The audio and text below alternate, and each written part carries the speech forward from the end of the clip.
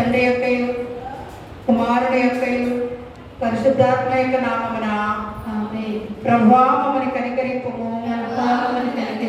క్రీస్తు మమ్మల్ని కనికరింపుము.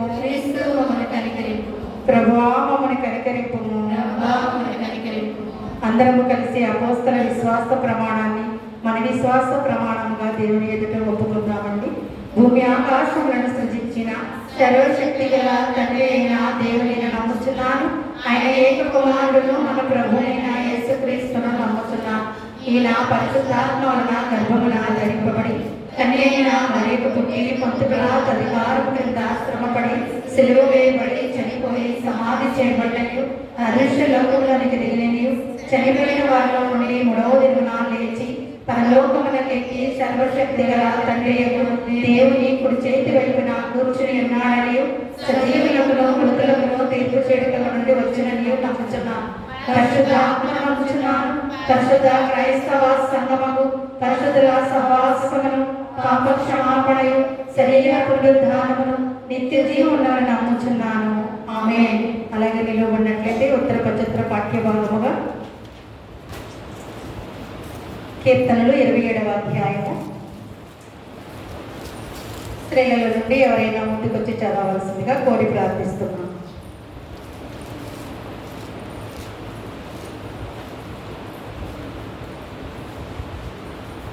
నేటి దిన స్త్రీల కొడితే ఏర్పాటు చేయమని ఉత్తర ప్రత్యచారం కీర్తనగా కీర్తనలు దావీదు రాసిన 27వ కీర్తన చదువుతున్నాను. యెహోవా నాకు వెలుగును రక్షణ అయినాడు, నేను ఎవరికి భయపడుతును? యెహోవా నా ప్రాణదుర్గము, ఎవరికి వెళుతును? నా శరీర మాంసము తినటకే ఇచ్చులు నా మీదకి వచ్చినప్పుడు, నన్ను బాధించి శత్రువులు నా మీదకి వచ్చినప్పుడు వారు ప్రొట్రెల్లో కూలిరి. నాతో యుద్ధము చేయటకు దండు దిగినను, నా హృదయము భయపడదు. నా మీదకి యుద్ధము రేగినను, దీనిలో నేను ధైర్యము విడవకుండును. యెహోవాతో ఒక వరము అడిగితిని, దానిని నేను వెతుకుచున్నాను. యెహోవా ప్రసన్నతను చూచుటకు ఆయన ఆలయంలో ధ్యానించుటకును నా జీవితకాలం అంతయు నేను యెహోవా మందిరములో నివసింపబోచున్నాను. ఆపత్కాలంలో ఆయన తన పర్ణశాలలో నన్ను దాచెను, తన గుడారపు మాటను నన్ను దాచెను. ఆశ్రయ దుర్గం మీద ఆయన నన్ను ఎక్కించెను. ఇప్పుడు నన్ను చుట్టుకుని ఉన్న నా శత్రువుల కంటే ఎత్తుగా నా తల ఎత్తబడెను. ఆయన గుడారంలో నేను ఉత్సాహధ్వని చేయించు బలులు అర్పించెదను. నేను పాడెదను, నేను యెహోవాను గూర్చి స్తుతిగానము చేసెదను. యెహోవా, నేను కంఠధ్వని ఎత్తి నిన్ను ప్రార్థించినప్పుడు నా మనవి ఆలకింపుము. కరుణతో నాకు ఉత్తరమిమ్ము. నా సన్నిధిని వెతకడని నీవు సెలవీయగా, యెహోవా నీ సన్నిధిని నేను వెతికిదనన్న నా హృదయము నీలో అనిను. నీ ముఖమును నాకు దాచుకుము, కోపము చేత నీ సేవకుని తోలివేయుకుము. నా సహాయుడము నీవే, రక్షణకర్తవు నా దేవా. నన్ను దిగనాడకుము, నన్ను విడువకుము. నా తల్లిదండ్రులు నన్ను విడిచినను, యెహోవా నన్ను చేరదీయును. యెహోవా, నీ మార్గమును నాకు బోధింపుము. నా కొరకు పొంచి ఉన్న వారిని చూచి సరళమైన మార్గమున నన్ను నడిపింపుము. అబద్ధ సాక్షులను కోరత్వము వెళ్ళగొట్టు వారు నా మీదకు లేచి ఉన్నారు. నా విరోధుల ఇచ్చకు నన్ను అప్పగింపకము. సజీవుల దేశంలో నేను యెహోవా దయను పొందుతు నన్ను నమ్మకము నాకు లేని ఎడల నేనేమవుతును? అందరము కలిసి చదువుదామండి. యెహోవా కొరకు కనిపెట్టుకుని ఉండుము, ధైర్యం తెచ్చుకుని నీ హృదయముని నిబ్బరముగా ఉంచుకును. యెహోవా కొరకు కనిపెట్టుకుని ఉండుము. ఇంతే వాటి పని.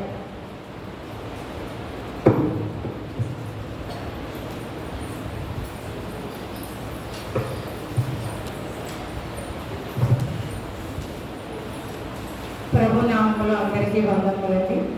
ఈ దినముకి ఏర్పాటు చేయబడిన వాక్య భాగము తెస్సలోనిక మొదటి పత్రిక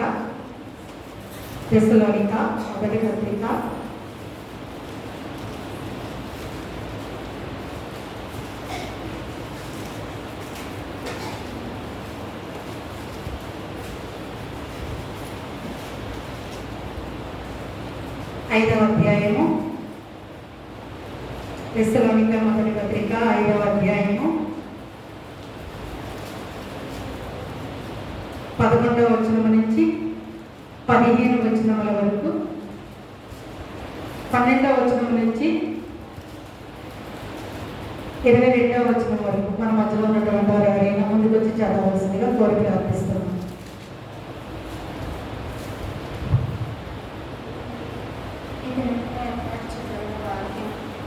మొదటి తెస్సలోనికయులకు రాసిన పత్రిక 5వ అధ్యాయము 6 నుంచి నుంచి ఎదురయ్యారు. మరియు సహోదరులారా, నీలో ప్రయాసపడుచు ప్రభునందు మీకు పై వారైంటి మీకు బుద్ధి చెప్పు వారిని మన్నన చేసి వారి పనిని బట్టి వారి ప్రేమతో మిక్కిలి ఘనముగా ఎంచవలనని వేడుకొంచున్నాము. మరియు ఒకరినొకడు సమాధానముగా ఉన్నది. సహోదరులారా, నేను మీకు బోధించినది ఏమనగా అక్రమముగా నడుచుకుని వారికి బుద్ధి చెప్పుడి, ధైర్యము చెడిన వారికి ధైర్యపరచుడి, బలహీనులకు ఓతనీయుడి, అందరి ఎడల దీర్ఘశాంతం గలవారై ఉండి, ఎవడను కీడులకు ప్రతి కీడు ఎవరికైనా చేయకుండా చూసుకున్నది. మీరు ఒకరి ఎడల ఒకరను మనుషులందరి ఎడలను ఎల్లప్పుడూ మేలైన దానిని అనుసరించి నడుచుకుని ఎల్లప్పుడూ సంతోషముగా ఉండి ఎడతెగక ప్రార్థన చేయండి. ప్రతి విషయమునందు కృతజ్ఞతాస్తుతులు చెల్లించుడి. ఇలాగ చేయక యేసుక్రీస్తునందు నీ విషయంలో దేవుని చిత్తము. ఆత్మను ఆర్పుకుడి, ప్రవచించుటకు నిర్లక్ష్యము చేయకుడి. సమస్తమును పరీక్షించి మేలైన దానిని చేపట్టుడి. ప్రతి విధమైన కీడుకును దూరంగా ఉండి ఈ వాక్యం ముగించమని. వాక్య ధ్యానానికి ముందు వాక్యం నడిపే వరకు స్త్రీలలో నుండి ప్రేరేపించబడిన వారు ప్రార్థనలో ముందుకు నడిపించవలసిందిగా కోరి ప్రార్థిస్తున్నాను. పరిశుద్ధుడు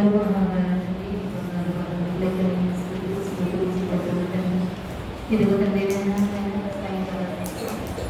మీ పాలు శ్రద్ధలు శరీరాలను ధ్యానించుకోవడానికి శక్తిని కృపను కనిపించిన దేవానికి వందనాలు స్తోత్రాలయం. ఇదిగో నాయన గడిచిన వారం ఎంతవరకు దేవానికి వందనాలు స్తోత్రాలయం. ఇదిగో ప్రభుత్వనైనా ముందుదనుక ప్రభు మాకు తెలుసుకోవాలతో మన స్మరించడానికి లక్ష్యంగా మా స్థిరమైన ఆశ్రయమైన ఇదిగోనైనా ముఖ్యంగా ప్రభునైనా నేను వాళ్ళ బాగా తెలిసినది నేను ఇవిడిని పక్షంగా నిలబడి ఉండగలది నేను పరిచయం దాచబడిన వాక్యాన్ని ప్రభు మాకు పరిచయం అడుగుతున్నాం. దేవుని స్తోత్రాలు. సమయం నిరీక్షణ ప్రభు అపవాదం నుంచి దొంగిలించుకున్న ప్రభునైనా కొడుకుడి ఉన్న ప్రతి ఉడిన ప్రతి కుటుంబాన్ని చేసి శక్తి అయ్యా రాలేకనే కూడా ప్రతి బిడ్డ కూడా నైనా మరి యొక్క అవకాశం దయచేయండి. రావచ్చు ప్రతి తండ్రి తండ్రి సహాయం చేయండి. అయ్యా ఆయన వాక్యం ఎదుర్చుకునే ప్రభు ఆ వారి వచ్చి ఎత్తుకుపోకుండా మీరు తోడు మీకు కాపు దయచేయండి. అయ్యా ఆయన మంచి నేను విధమోలు ప్రభు ఆయన మన హృదయాల్లో మీరు వాక్యాన్ని దాచుకునే భాగ్యాన్ని శక్తిని ప్రభు దయచేయండి. వాక్యానుసారంగా మేము నడుచుకునే శక్తిని దయచేయండి. దేవుడైనా దీవించిన ఆయన భాషలో దీవించు వాక్యం చెప్పవచ్చు బలపరిచి పడుగుతున్నాం. దేవుని ధైర్యపరిచి ఆయన చెప్పే వాక్యాన్ని వివరించిన శక్తిని కొడుకున్నాడు దయచి మరి కుటుంబాన్ని కూడా నేనే శాశ్వతించాను. పిల్లలు ప్రతి కుటుంబాన్ని కూడా నేనే శాశ్వతించాను. ఏసఐ పరిశుద్ధ ప్రార్థన చేస్తున్నాం. ఆమె చదవబడినటువంటి వాక్య భాగాన్ని మనం చూసినట్లయితే దశలోనిక మొదటి 5వ అధ్యాయము 15వ వచనం మనం చూసినట్లయితే ఎవడను కీడునకు ప్రతి కీడు ఎవరికైనా చేయకుండా చూచుకొనడి. మీరు ఒకరి ఎడల ఒకడును మనుషులందరి ఎడలను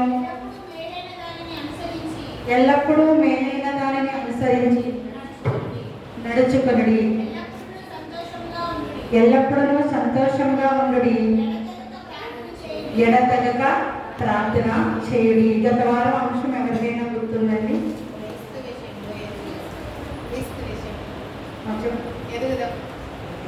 క్రీస్తు విషయంలో ఎదుగుదము. ప్రతి వారము కూడా స్త్రీల సమాజ కూడికలో మనకి దేవుడు ఒక అంశాన్ని ఇస్తూ ఉన్నాడు.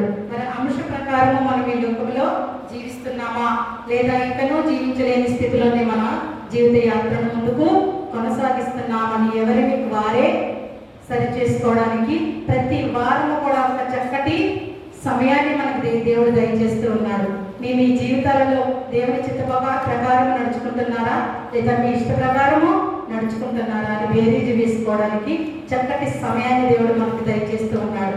మరి ఆ సమయాల్లో మనం దేవుని ఆరాధించుకునే వారిగా ఉన్నామా లేదా ఆరాధించుకోలేని స్థితిలో ఉండి ఆయన ఇచ్చిన సమయాన్ని వ్యర్థం చేసుకునే వారిగా ఉన్నామా? మరొకసారి మనల్ని మనమే పరిశీలన చేసుకోవడానికి మరొక సమయాన్ని మన దేవుడు దయచేసిన స్థితిని బట్టి వాక్యానుసారంగా మనం ఎట్టి విధానంలో నడుచుకుంటున్నామో వాక్యాన్ని విని ఆ వాక్యాన్ని మన హృదయం ద్వారా మనం ఆలోచన చేసుకుందాం. నేను ఏ స్థితిలో ఉంటున్నాను? దేవుడి ఇష్ట ప్రకారంగా నేను నడుస్తున్నానా, లేదా నా ఇష్ట ప్రకారంగా నేను ఈ లోకంలో జీవిస్తున్నానా? మరలా ఒకసారి మనల్ని మనము సరి చేసుకోవడానికి ప్రతి వారము కూడా స్త్రీలకు, మరి ముఖ్యంగా తల్లి లేనటువంటి వారందరికీ కూడా ఇంత గొప్ప సమయాన్ని దేవుడు దయచేస్తూ ఉన్నాడు. మరి ఆ సమయాన్ని మనము వ్యర్థం చేసుకుంటున్నామా, మరి సద్వినియోగపరుచుకుంటున్నామా? ఇది మనం అందరం కూడా ఆలోచన చేసుకుందామండి. ఇది నాకు కూడా ఒక చక్కటి అంశాన్ని దేవుడు మనకు దయచేసి ఉన్నాడు. ప్రియదేవుని బిడ్డ, నీవు ఎడదెగక ప్రార్థించుతున్నావా అని అడుగుతున్నాడు. మరి ప్రార్థించే వారిగా ఉన్నామా, లేదా అవసరముతో, లేదా మనకి ఏదైనా మరి వ్యాధి బాధలతో, మనకి ఏదైనా కష్ట సమయంలో మాత్రమే దేవునితో మాట్లాడే వారిగా మనం ఈ లోకంలో జీవిస్తున్నామా? ఒక్కసారి మనల్ని మనం సరి చేసుకున్నాం. ప్రభువా, నేను నిరంతరం నీతో మాట్లాడే బిడ్డగా ఉంటున్నానయ్యా అని మనం చెప్పగలిగే స్థితిలో ఉన్నామా? చెప్పలేని స్థితిలోనే ఇంకా ఈ లోకంలో మనము జీవిస్తున్నామా? యేసయ్య అయితే దినాన్ని అడుగుతున్నాడు, ప్రియదేవుని బిడ్డ, నీవు ఎడతెగక ప్రార్థించుచున్నావా అని అడుగుతున్నాడు. అవుడయ్యా, నిత్యము నిరంతరం ఈ కాలం లేచినది మొదలు సాయంకాలం వరకు అన్ని విషయంలో నేను నీతో మాట్లాడుతున్నాను.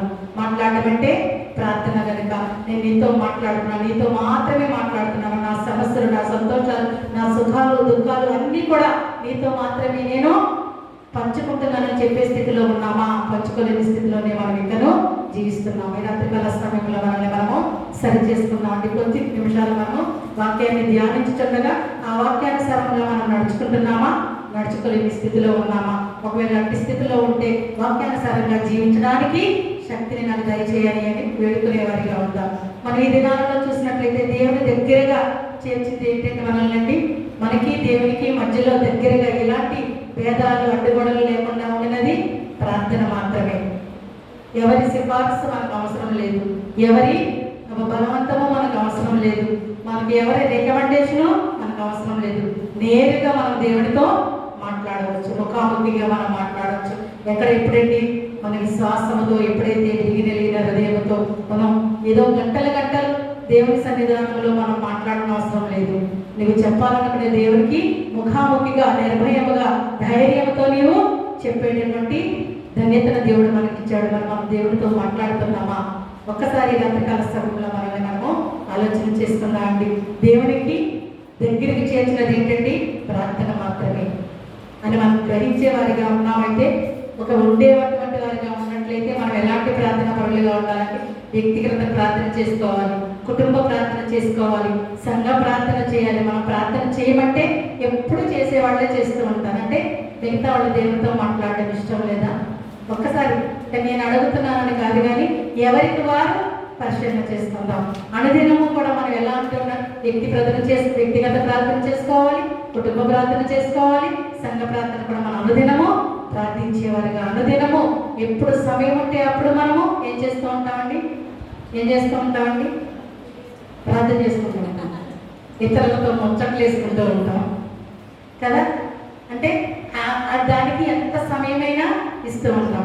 మరి ఎప్పుడు పడితే అప్పుడు ప్రార్థన చేసుకుంటామా? నేను ఉదయం లేచినప్పుడు 2 మాట్లాడుకుంటాను, మళ్ళీ సాయంత్రం పడుకున్నప్పుడు 2 మాట్లాడుకుంటాను చాలు. ఎందుకంటే ఎక్కువసేపు మాట్లాడడం అవసరం, టైము వేస్ట్ చేసుకునే అవసరం లేదు. చాలా విషయాలు తెలుసుకోవాలి లోకానుసారంగా, ఎక్కడ ఏం జరుగుతుందో, ఏ ఒక్క బజార్లో ఏం జరుగుతుందో, ఏ గృహంలో ఏం జరుగుతుందో, ఇవన్నీ తెలుసుకుంటే కానీ నాకు ప్రశాంతంగా నిద్ర పట్టదు అని అనుకుంటున్నామా? లేదా ఇవన్నీ నాకెందుకు, నేను నా దేవుడితో మాట్లాడుతున్నానా అని అనుకుంటున్నామా? ఇది నా యేసయ్య అయితే అడుగుతుంది, ఎడతెగక నువ్వు ప్రార్థించేదానిగా ఉన్నావా? మరి ఉన్నాను ప్రభు అని చెప్పగలిగే స్థితిలో మనం ఉన్నామా? చెప్పలేని స్థితిలో మనం ఉన్నామా? ఆలోచన చేసుకున్నామండి.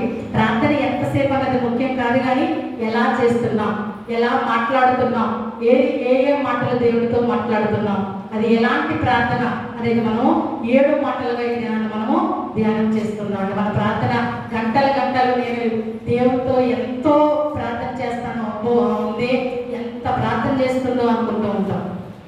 అంత ప్రార్థన మంచిదే, మనకి వచ్చి రాని 2 మాటల ప్రార్థన కూడా మంచిది. అది నువ్వు దేవుడితో మాట్లాడుతున్నావు, నీ మనసులో ఉన్నది దేవునికి చెబుతున్నావు కనుక అది ఎంతసేపు చెప్పాము చేసామన్నది కాదు, కానీ నీవు దేవుడితో ఏ విధంగా మాట్లాడుతున్నాం అన్నదే ముఖ్యం. అది ఏ విధంగా మాట్లాడుతున్నాం అనేది 7 మాటలుగా ఈ దినాన మనము వాక్యాన్ని ధ్యానం చేస్తున్నాం. మొట్టమొదటిది ఎలా ఉండాలంటే విసుగక మాట్లాడాలి, అంటే విసుగక ప్రార్థన చేయాలి.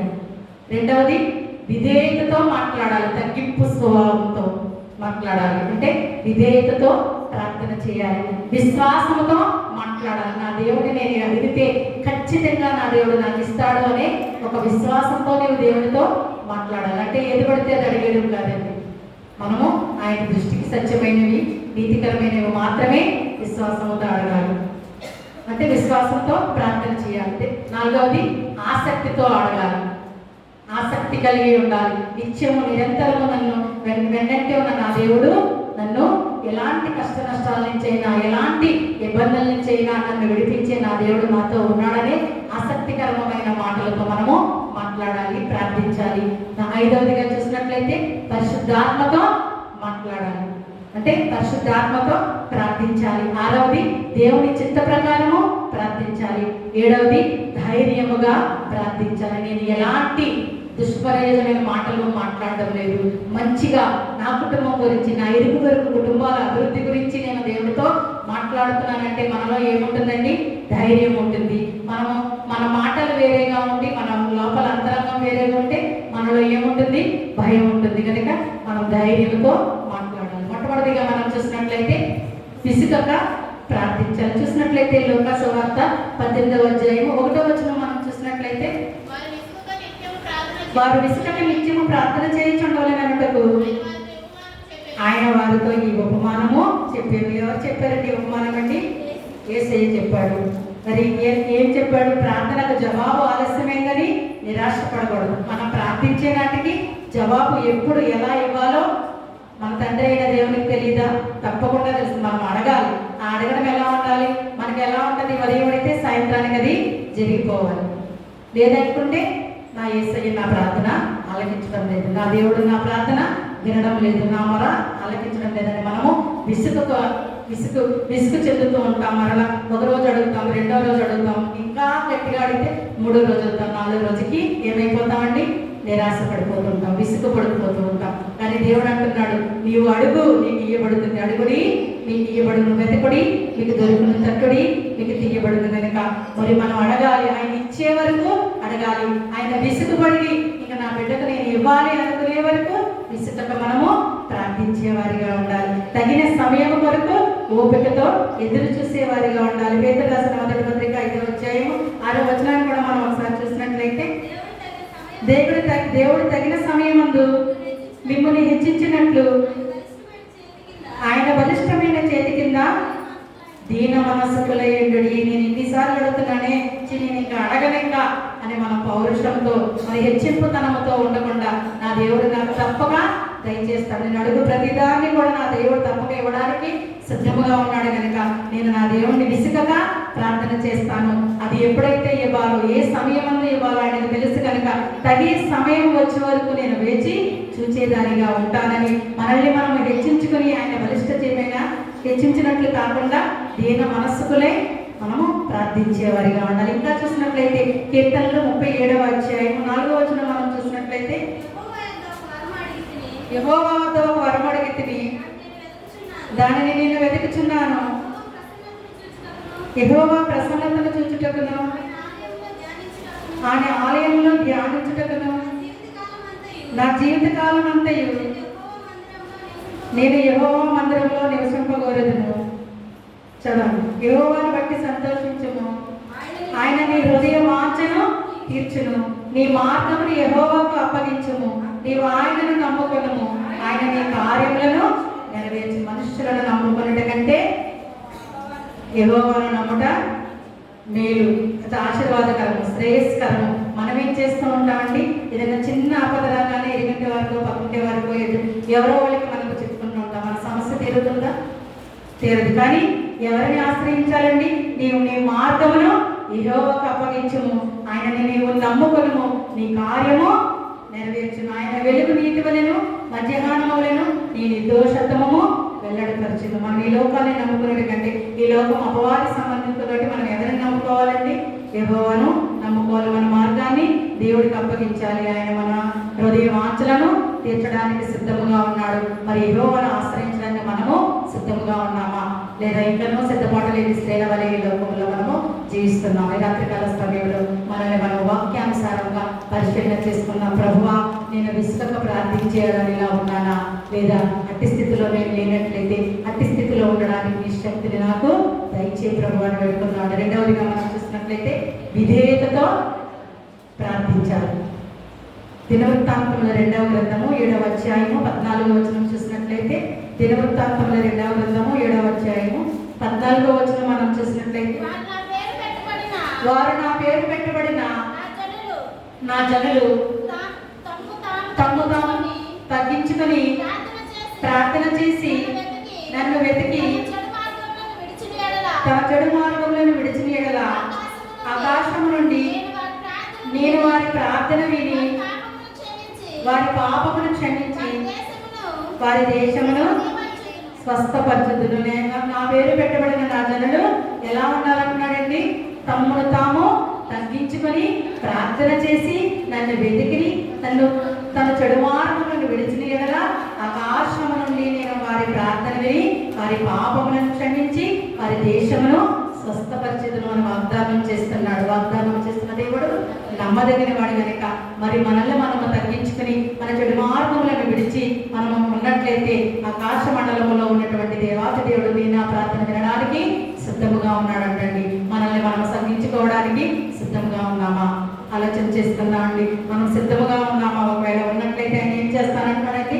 మీ ప్రార్థన నేను వింటాను, మీ ప్రార్థనకు నేను జవాబునిస్తాను, మీ పాపాలన్నిటినీ నేను క్షమిస్తాను, మీకు నేను స్వస్థతను అనుగ్రహిస్తాను అని చెప్తున్నాడు. మరి మనము మనల్ని తగ్గించుకుని మన చెడు మార్గాలను విడిచేవారిగా ఉన్నామా, లేదా ఇంకనూ మనల్ని మనం హెచ్చించుకుంటూ చెడు మార్గాలను విడవలేని స్థితిలోనే ఈ లోకంలో మనము జీవిస్తున్నాము? ఈ రాత్రికాల సమయంలో మనల్ని మనము పరిశీలన చేస్తున్నామండి. ఇంకా అందులోనే చూసినట్లయితే మత్తయి సువార్త 21వ అధ్యాయము 22వ వచనం కూడా మనం చూసినట్లయితే 21, మరియు మీరు ప్రార్థన చేయనప్పుడు వేటిని అడుగుదురో అవి దొరికినవని నమ్మిన యెడల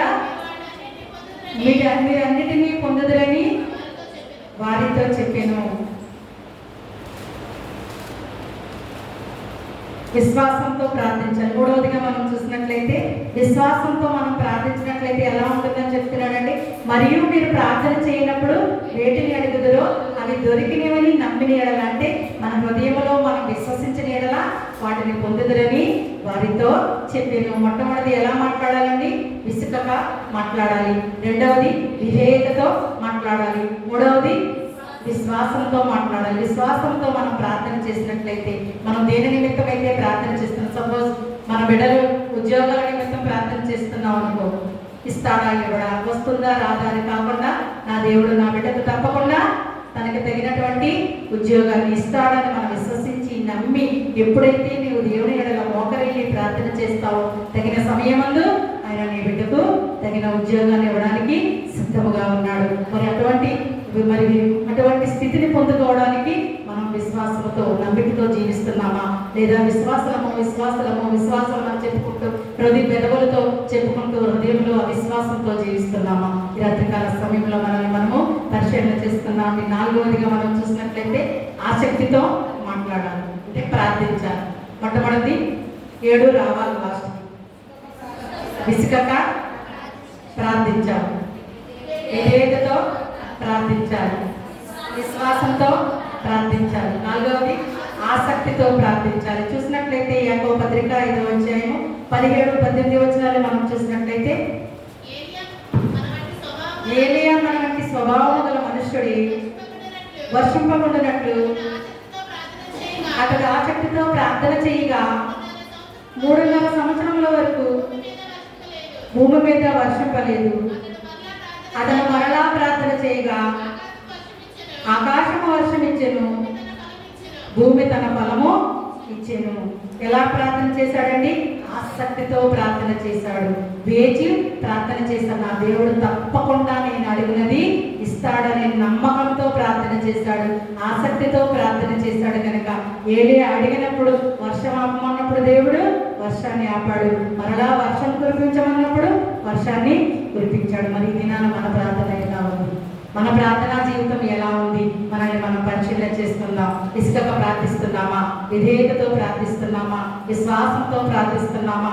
ఆసక్తితో ప్రార్థిస్తున్నామా? మరి విసిగిపోతూ మరి విధేయత లేకుండా మనల్ని మనం హెచ్చించుకుంటూ, విశ్వాసం లేకుండా అవిశ్వాసంతో అల్లాడుతూ, ఆసక్తితో కాకుండా అనాసక్తితో అశ్రద్ధతో మరి మనం ప్రార్థన చేస్తున్న ఆ ప్రార్థనకు జవాబు రావడం లేదు, నా ప్రార్థన దేవుడు వినడం లేదు అనుకున్నట్లయితే దేవునిదండి మనదండి, లోపం మనదే లోపం కనుక దేవుడైతే అంటున్నాడు, ప్రార్థన నువ్వు ఎంతసేపు చేసావు అన్నది ముఖ్యం కాదు. ప్రియ దేవుని బిడ్డ, నీవు ఏం చేస్తున్నావు, నీవు ఏం మాట్లాడుతున్నావు నాతో, అదే నాకు ముఖ్యము. దానిని మాత్రమే నేను వింటాను. అది కూడా ఎలా అండి? మన పాపాలని మనం ఎప్పుడైతే విడిస్తామో, మనం ఎప్పుడైతే తగ్గింపు జీవితాన్ని తెచ్చుకుంటామో అప్పుడు మన ప్రార్థన ఆయన ఆలకిస్తానంటున్నాడు. మనల్ని మన పాపాలన్నింటినీ క్షమిస్తానంటున్నాడు. మనకి స్వస్థతను దయచేస్తానంటున్నాడు. మరి అటువంటి ప్రార్థనా పరులుగా మనం ఈ లోకంలో ఉన్నాము. అందుకనే తిన్నాడు, ఎడదగక ప్రార్థించే బిడ్డగా నీవు ఉన్నావా అని అడుగుతున్నాడు. ఉన్నానయ్యా అని చెప్పే స్థితిలో మనం ఉన్నామా, లేదా చెప్పలేని స్థితిలోనే మనం ఎక్కడో జీవిస్తున్నామా? ఐదవదిగా మనం చూసినట్లయితే ఎలా ప్రార్థించాలండి? పరిశుద్ధ ఆత్మతో ప్రార్థించాలి. చూసినట్లయితే యోధ 1వ అధ్యాయం 20వ వచనం మనం చూసినట్లయితే,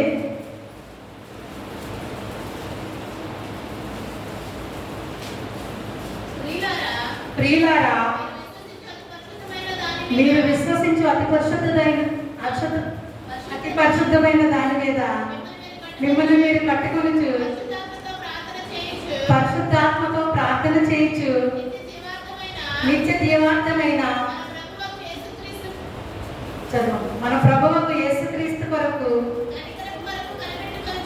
కనికరము కొరకు కనిపెట్టుకొనుచు దేవుని ప్రేమలో నిలిచినట్లు కాచుకొని ఇండుడి. ఏమంటున్నాడు? ప్రియులారా, నా బిడ్డలారా, మీరు విశ్వసించు అతి పరిశుద్ధమైన దాని మీద మిమ్మల్ని మీరు కట్టుకొనుచు పరిశుద్ధాత్మలో ప్రార్థన చేయొచ్చు, నిత్య జీవార్థమైన మన ప్రభువుకు యేసుక్రీస్తు కనికరము కొరకు, దేని కొరకండి? కనికరము కొరకు కనిపెట్టొచ్చు, దేవుని ప్రేమలో నిలిచినట్లు కాచుకొని ఇండుడి. మనం ఎలా ఉండాలంటండి? పరిశుద్ధాత్మతో కాచుకుని ఉండాలి. అది ఎలాంటి వాటినండి? మన పెదవులను కాచుకోవాలి, మన నడకను కాచుకోవాలి, మన చూపులను కాచుకోవాలి. ఈ లోకములో టోటల్గా మన యొక్క జీవిత విధానాన్ని కాచుకుని ఉండాలి. మరి క్రీస్తు పరిశుద్ధాత్మలో ఉంటే మనము కూడా పరిశుద్ధాత్మ ఆత్మతో ప్రార్థించే శక్తిని పొందుకునే వారమై ఉండాలి. మన క్రియలు మనం చేసుకుంటూ మన జీవితం అస్తవ్యస్తంగా జీవిస్తూ నేను పరిశుద్ధాత్మగా ఉన్నాను, నేను పరిశుద్ధాత్మ కుమార్తెను, నేను దేవుని బిడ్డనే మనల్ని మనం మోసపుచ్చుకుంటూ దేవుని మోసపుచ్చే విధానంలో మనం జీవిస్తూ ఉన్నట్లయితే మన ప్రార్థనకు దేవుడు జవాబిస్తాడండి?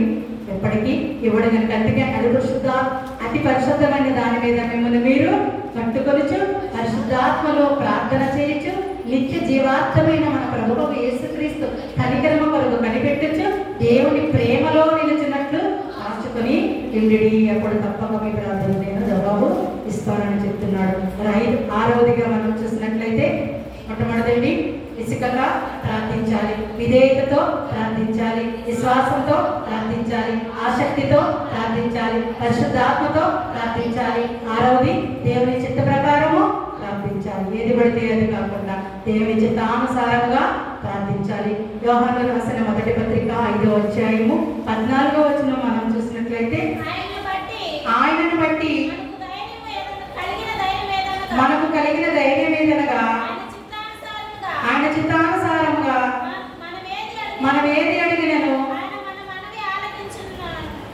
ఆయన మన మనవి ఆలకించునన్నది. చాలండి. ఆయనను బట్టి మనకు కలిగిన ధైర్యం ఏదనగా ఆయన చిత్తానుసారముగా మనం ఏది అడిగినను ఆయన మన మనవిని ఆలకించు అనేది.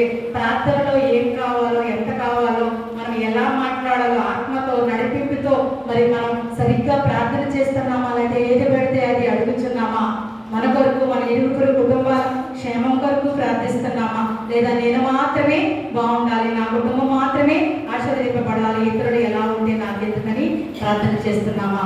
దేవుని చిత్త ప్రకారం దేవుని చిత్తం ఏమైనదని నిన్నవలే నీ పొరుగు వారిని ప్రేమించమన్నాడు. మరి అటువంటి విధానంలో మనం ప్రార్థన చేస్తున్నామా, లేదా మన ఇష్టానుసారంగా ప్రార్థన చేస్తున్నామా? ఒక్కసారి రాత్రికాల సమయంలో మనల్ని మనము సరి చేసుకున్నాము. మన ప్రార్థన ఏ విధముగా ఉన్నది? ఇసుకగా ప్రార్థిస్తున్నామా, విధేయతతో ప్రార్థిస్తున్నామా, విశ్వాసంతో ప్రార్థిస్తున్నామా? నేను ఎందుకంటే పదే పదే చెప్తున్నానంటే, నేను చెప్పింది అర్థం అయినా అవ్వకపోయినా ఈ 7 మాటలు మీ హృదయంలో పెట్టుకోండి. ప్రార్థన ఎలా చేయాలంటే, మొట్టమొదటి ఇసుకతో ప్రార్థించాలి, విధేయతతో ప్రార్థించాలి, విశ్వాసంతో ప్రార్థించాలి, ఆసక్తితో ప్రార్థించాలి, పరిశుద్ధాత్మతో ప్రార్థించాలి, దేవుని చిత్త ప్రకారము ప్రార్థించాలి. చివరిగా 7వదిగా ధైర్యంతో ప్రార్థించాలి. ఎలా ప్రార్థించాలండి? ధైర్యంతో ప్రార్థించాలంటే ధైర్యముగా మాట్లాడాలి. నా దేవుడు నా వెంటనే ఉన్నాడు, నన్ను నిత్యము నిరంతరము ప్రేమించే నా దేవాది దేవుడు, ఆయనతో మాట్లాడడానికి నాకు భయం ఎలా అని మన హృదయంలో మరి పరిశుద్ధాత్మతో నిండుకొని మనం ధైర్యంతో ఆయనతో మాట్లాడాలి. చూసినట్లయితే హెబ్రీ పత్రిక 4వ అధ్యాయము 16వ వచనాన్ని మనం చూసినట్లయితే, గనుక మనము కనికరింపబడి సమయోచితమైన సహాయము వరకు కృప పొందినట్లు ధైర్యముతో కృపాసనము వద్దకు చేరుదము. ఎలా అంటండి? కనుక మనము కనికరింపబడి సమయోచితమైన సహాయము వరకు కృప పొందినట్లు ధైర్యముతో కృపాసనము వద్దకు చేరుదము. ఎలా అంటండి? ధైర్యముతో దేవుని సింహాసనం వద్దకు చేరుకుంటాం. ఎలాంటి ప్రార్థన చేయాలి? ధైర్యంతో ప్రార్థన. క్రీస్తు రక్తము గల పరిశుద్ధ స్థలములకు ప్రవేశించడానికి మనం ఎలా ఉండాలంటే ధైర్యము కలిగి ఉండాలి. మన ప్రధాన యాజకుడు నా నిమిత్తము మన పాపములను పరిశుద్ధపరచడానికి ఆయన రక్తాన్ని ఇచ్చి మనల్ని పరిశుద్ధం చేసి ఉన్నాడు కనుక మనము కూడా పరిశుద్ధులుగా ఉండి మనం కూడా ధైర్యంతో కృపాసనం వద్దకు చేరడానికి సిద్ధపడి ధైర్యంతో ప్రార్థన చేసేవారిగా ఉండాలి. మరంటే ధైర్యవంతులుగా మనం ప్రార్థన చేస్తున్నామా? మనం ప్రార్థన చేసినప్పుడు మన దృష్టి ఎవరి మీద ఉండాలండి? దేవుని మీద మాత్రమే ఉండాలి. చాలా మంది అనుకుంటూ ఉంటారు, నేను ఇలా ప్రార్థన చేస్తున్నాను కదా, పక్క వాళ్ళు ఏమనుకుంటారు, వెనక వాళ్ళు ఏమనుకుంటారని లోపల ఏదో భయము, ఏదో అనాసక్తత ఉంటూ ఉంటుంది. దానివల్ల వాళ్ళు ఎంతో ప్రిపేర్ అయ్యి వస్తారు, ఎంతగానో ప్రార్థన చేయాలనుకుంటారు. కానీ ఇక్కడికి వచ్చేటప్పటికి ఏమైపోతుంది? భయం అనేది లోపల తినేస్తూ ఉంటుంది. వారిలో ఉన్నటువంటి మాటలు బయటికి రానివ్వకుండా సాతాను అడ్డుపడుతూ ఉంటుంది. కానీ మనం అవన్నిటిని కూడా జయించుకుని మనం ఏదైతే దేవుడితో మాట్లాడాలనుకుంటున్నామో, మనం ఏదైతే దేవుడితో చెప్పుకోవాలనుకుంటున్నామో అది ఎలా చెప్పమంటాడంటే దేవుడు ధైర్యముగా మాట్లాడమంటాడు, ధైర్యముగా ప్రార్థన చేయమంటాడు. మరి మనము అలాంటి ధైర్యవంతమైన ప్రార్థన చేస్తున్నామా? చాలా మంది బైబిల్లో మనం చూసినట్లయితే దైవ సేవకులు, ఇంటిలో ప్రార్థించిన దైవ సేవకులు ఉన్నారు. మీరు ఇంటికి వెళ్ళిన తర్వాత చదువుకోండి. దానియేలు ఇంట్లో ప్రార్థించాడు. దానియేలు చదవద్దు ఎవరని, టైం అయిపోతుంది. 6:10. అలాగే జనులు యుద్ధ భూమిలో ప్రార్థించారు. యేసయ్య అయితే పర్వతం మీద ప్రార్థించాడు, తోటలో ప్రార్థించాడు. పేతురు అయితే ఇంటి మిద్దె మీదకి వెళ్ళి ప్రార్థన చేశాడు. రెబ్కా అయితే పొలములో ప్రార్థన చేసింది. యోనా అయితే చేప కడుపులో ఉండి ప్రార్థన చేశాడు. ఇంకా పౌలు శీలలైతే చెరసాలలో ఉండి ప్రార్థన చేశారు. మరి నీకు నాకు దేవుడు చక్కటి గృహాలను ఇచ్చి ఉన్నాడే. మరి మన గృహంలో ఎందుకని మనము ఒక్క 5-10 నిమిషాలు, రోజు మొత్తంలో ఒక్క 5-10 నిమిషాలు ఎందుకని మనం ఒకరిని దేవుడితో మాట్లాడలేకపోతున్నాం? ఇంత సుందరమైన దేవాలయాన్ని ఇచ్చాడే, మరి ఆలయంలో ఎందుకని దేవుడితో మాట్లాడలేకపోతున్నాం? ఒకసారి మనము పరిశీలన చేసుకుందామండి. ప్రార్థన చేస్తే ఎలాంటి ప్రయోజనాలు వస్తాయో కూడా మనం 3 మాటలుగా ధ్యానం చేసుకుందాం, ఎక్కువసేపు కాదు. యోధా 1:20 వచ్చిన మీరు ఇంటికి వెళ్ళిన తర్వాత చదవండి. చదివిన చూసినట్లయితే ఎలా వస్తాయి, ఏమొస్తుందంటండి? మనం ప్రార్థన చేస్తే విశ్వాసము వృద్ధి చెందుతుందంట, ఇంకా బలము సమాధానము కలుగుతుందంట. కీర్తన 27:4 ఉంది. ఇంకా మనం చూసినట్లయితే దేవునికి మరి ఎక్కువగా విధేయులుగా అవుతామంటండి. అంటే దేవునికి మరింత దగ్గరగా మనం జీవిస్తాం. అడుగులవన్నీ కూడా పొందుకోవడానికి మనం అర్హతను సాధిస్తాం. ఎప్పుడండి? ఎడతెగక ప్రార్థన చేయాలి. ఆ ప్రార్థన ఎలా ఉండాలి? విసుకక ప్రార్థించేవారిగా ఉండాలి, విధేయతతో ప్రార్థించేవారిగా ఉండాలి, విశ్వాసంతో ప్రార్థించేవారిగా ఉండాలి, ఆసక్తితో ప్రార్థించేవారిగా ఉండాలి, పరిశుద్ధాత్మతో ప్రార్థించేవారిగా ఉండాలి, దేవుని చిత్త ప్రకారం ప్రార్థించేవారిగా ఉండాలి, ధైర్యముతో ప్రార్థించేవారిగా ఉండాలి. 7 లక్షణాలతో మనం ప్రార్థన చేసినట్లయితే, ఎడదగక ప్రార్థన చేసినట్లయితే నువ్వు అడుగు అని ప్రతి దానిని పొందుకోవడానికి, ఇవ్వడానికి దేవుడు సిద్ధంగా ఉన్నాడు. మరి పొందుకోవడానికి మనము కూడా అర్హతను సంపాదించుకున్నట్లే. అట్టి విధానంలో మనం జీవించే వారిగా ఉండాలని కోరుకుంటూ మిమ్మల్ని, మీ కుటుంబాన్ని దేవుడు దీవించుగాక. ఆమేన్. కానుకలు సమర్పించుకుందాం.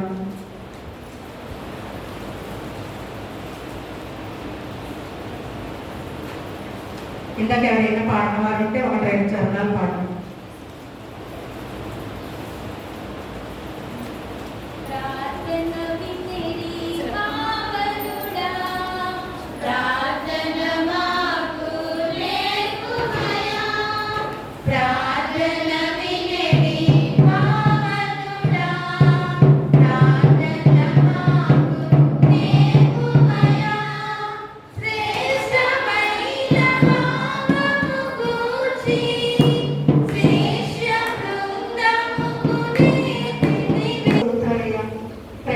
తండ్రి, కృప కలిగిన దేవా నీకే వేలాది స్తుతులు స్తోత్రాలైన గత స్త్రీల సమాజం కొడుకు నుంచి ఈ స్త్రీల సమాజం కొడుకు వరకు నీ రెక్కన్నెలలో మమ్మల్ని భద్రపరుచుకుని నీ కృపలో మమ్మల్ని ఇంతకాలము నీ కృపలో మమ్మల్ని వృద్ధి చేసి ఇది నాన్న ఈ రాత్రి కాల సమయంలో నీ పాద సన్నిధానముల చిన్న మందగా కూడుకుని మరలా మరొక పర్యంతం నేను స్థుతించుకుని మహిపరుచుకుని గణపరచుకోవడానికి మరొక గొప్ప సమయాన్ని దయచేసిన విధానాన్ని బట్టి నీకే వేలాది స్తుతులు స్తోత్రాలయ ఈ దినాన్ని చూడలేని ఎంతో వేల సమాజ కోరికలను ఇచ్చి ఉండగా మరి ఏ ఒక్క బిడ్డ కూడా మరి అశ్రద్ధ నిర్లక్ష్యము చేయకుండా నా దేవుడు నాకు ఇచ్చినటువంటి సమయాన్ని నేను ఎందుకని సద్వినియోగపరచుకోలేకపోతున్నా, నేను ఎందుకని నా దేవుని పాదాల చెంత గడపలేకపోతున్నాను, నేను ఎందుకని నా దేవుని సన్నిధానానికి వెళ్ళలేకపోతున్నానని ఆలోచన చేసుకోవడానికి మరి ఇంత గొప్ప సమయాన్ని మనం దయచేసిన ఉన్నావు ప్రభా. మరి ఆలయంలో ఉన్న బిడ్డలు, ఇళ్ల వద్ద ఉన్న బిడ్డలు, ప్రతి ఒక్క బిడ్డ కూడా నీ వాక్యాన్ని వింటున్నప్పుడు వారి హృదయాన్ని పరిశీలన చేసుకుని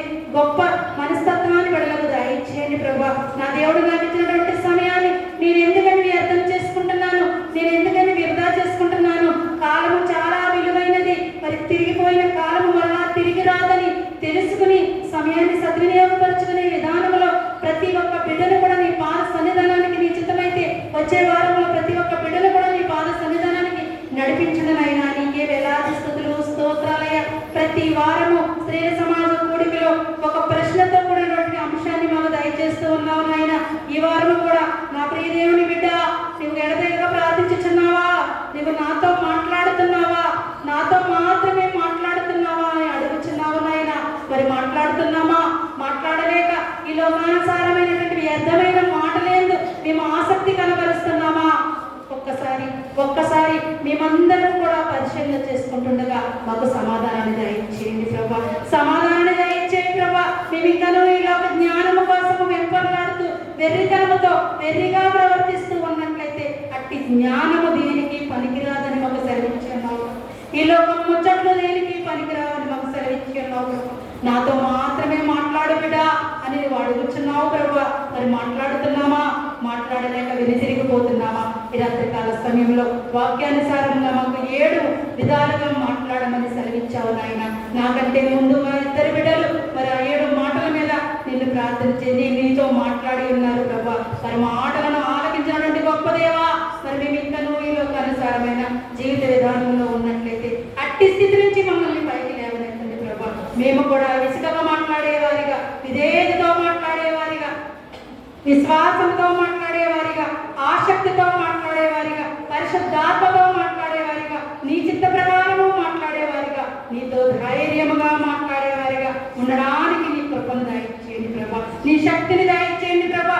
అట్టి జీవితాన్ని మాకు దయచేయండి నాయన. ప్రతి ఒక్క బిడ్డ నీ పాద సన్నిధానంలో అడుగుచున్నది నాయన. అట్టి స్థితిలో మమ్మల్ని నిలువబెట్టండి దేవా అని అడుగుతున్నారు నాయన.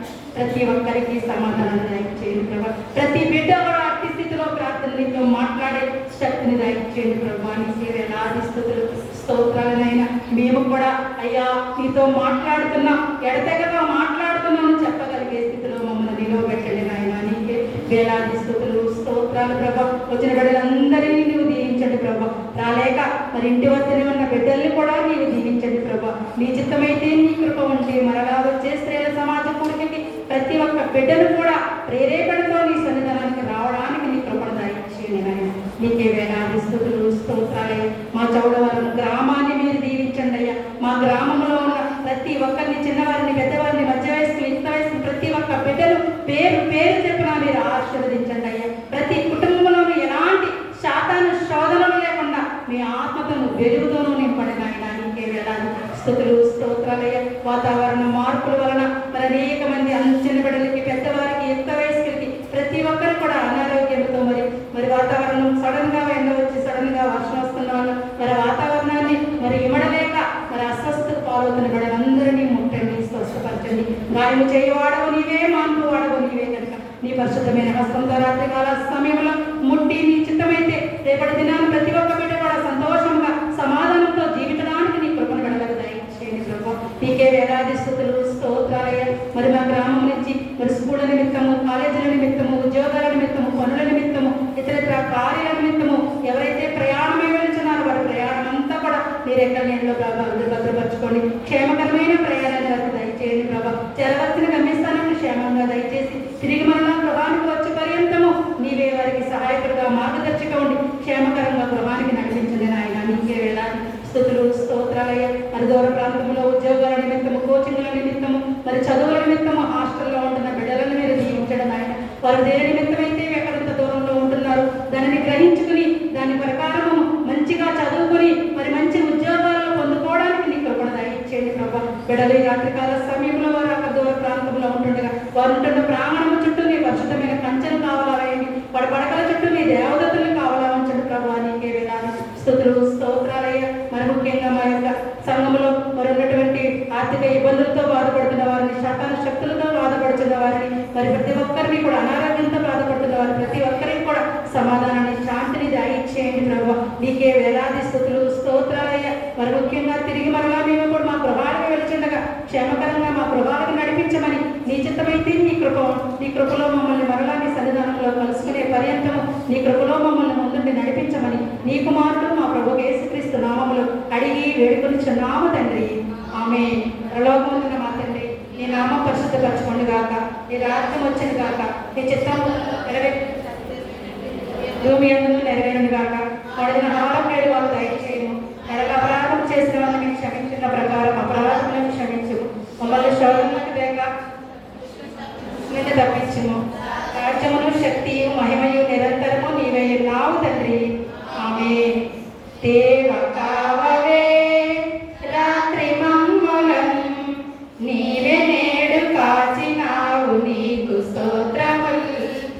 ఆపదర్మముల్ అంటకుండను కాపుగాచి మంచి నిద్ర కలుగ చేయుమి.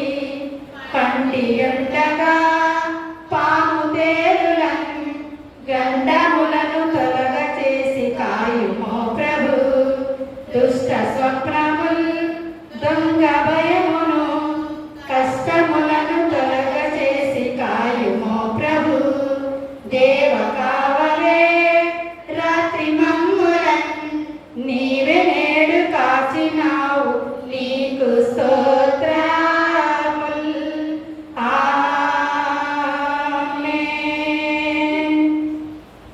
ప్రభు నామములు అందరికీ వందనములండి. చిన్న గమనిక, ఆ ఎగ్జామ్ ఏదైనా పెడతామని చెప్పారు. దానికి ఈ పేపర్లు మీ దగ్గర ఉన్నవారు ఇవి చదువుకోండి. లేని వారు ఎవరైనా ఉంటే నా దగ్గర తీసుకుని ఫోటో స్టాట్ తీయించుకోవాల్సిందిగా కోరి ప్రార్థిస్తున్నాం. వందనాలండి.